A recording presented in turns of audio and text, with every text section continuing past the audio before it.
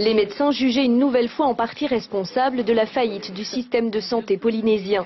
Le rapport estime que les libéraux seraient dans une situation particulièrement favorable. Ils sont donc invités à baisser leurs tarifs sans tarder pour s'aligner davantage sur ceux de la métropole. Une diminution de 2 à 3% par an, en plus d'une baisse de leur coefficient actuellement fixé à 1,69%, qui passerait donc à 1,39%. L'économie réalisée serait alors de 800 millions.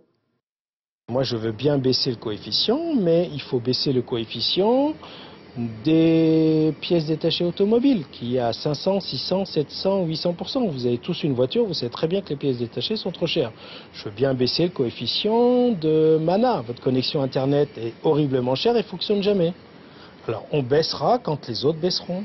C'est pas 200 médecins, vous pouvez baisser la rémunération de 200 médecins, c'est pas ça qui va changer la face du pays. Le rapport s'attaque aussi aux grossistes en médicaments et aux pharmaciens. Des grossistes dont la marge brute est 21% plus élevée qu'en métropole. Les inspecteurs préconisent une baisse de 9% du prix des médicaments remboursables, ce qui n'empêcherait pas les pharmaciens de conserver une marge de 30%. La CPS économiserait 500 millions.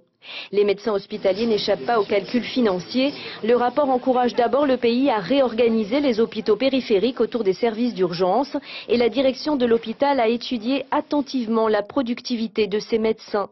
Pour diminuer les dépenses de l'établissement public, les inspecteurs conseillent la suppression de 20 postes au CHPF qui dégagerait 300 millions d'économies.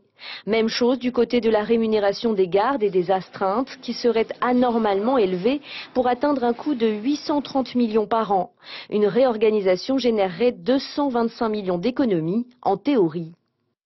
Ce type de rapport fait par des gens qui viennent de métropole quelques jours, à qui on donne des documents qui ne sont pas vérifiés et qui tirent des conclusions fonctionnelles qui sont absolument inapplicables et c'est au détriment de l'analyse et de la bonne prise en compte des besoins des patients.